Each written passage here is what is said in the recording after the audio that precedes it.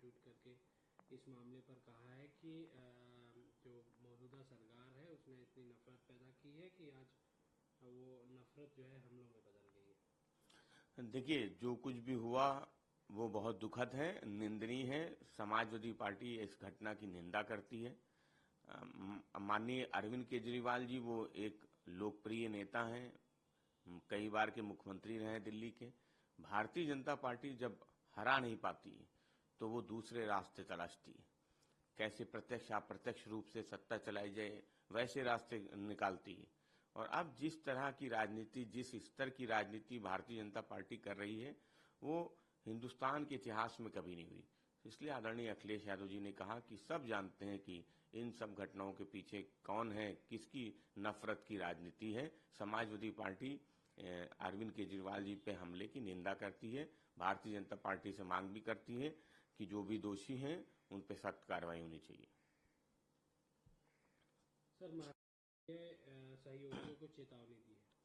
देखिए, समाजवादी पार्टी ने हमेशा गठबंधन धर्म को निभाया है। आदरणीय अखिलेश यादव जी जब महाराष्ट्र दौरे पे गए थे तब आदरणीय अखिलेश यादव जी ने इस बात को जरूर कहा था कि हम समाजवादी लोग गठबंधन धर्म को निभाना जानते हैं और हम थोड़े में भी संतुष्ट होना जानते हैं। इसलिए समाजवादी पार्टी समझती है कि जो गठबंधन है उसमें सबको साथ लेके चलना चाहिए। समाजवादी पार्टी को जो सीट चाहिए, जहां समाजवादी पार्टी जीत सकती, भाजपा को हरा सकती है, उन सीटों पर समाजवादी पार्टी ने दावा किया है, वो सीट समाजवादी पार्टी को मिलनी चाहिए। एकमात्र लक्ष्य है समाजवादी पार्टी का भारतीय जनता पार्टी की सरकार को हटाना, हराना।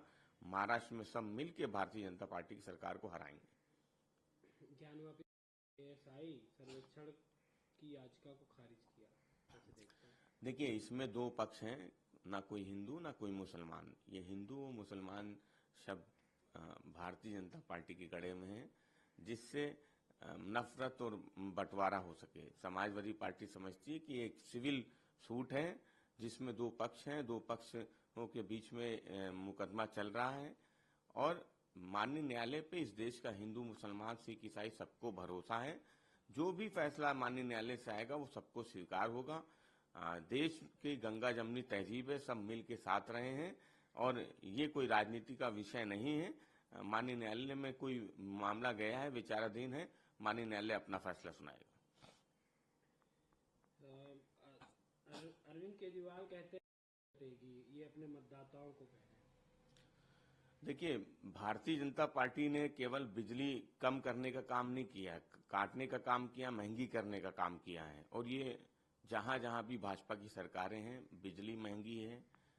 इसलिए आदरणीय अरविंद केजरीवाल जी ने कहा है कि अगर दिल्ली की जनता बीजेपी को वोट देगी तो बिजली महंगी होगी, पानी महंगा होगा, दवाएं की जो व्यवस्था की हुई है अरविंद केजरीवाल जी की सरकार में, शिक्षा की जो व्यवस्था हुई है वो कहीं ना कहीं खराब होगी।